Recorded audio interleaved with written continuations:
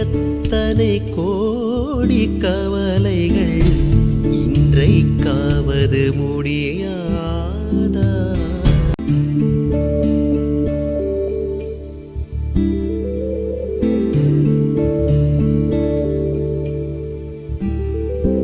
செயலை முதலில் நீ தொடங்கு, இமயம் உனக்கு கீழிருக்கும்.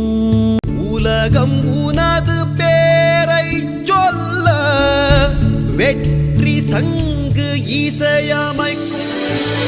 அச்சம் தவிர பழகு, பழகு உச்சம் துயரென பழகு.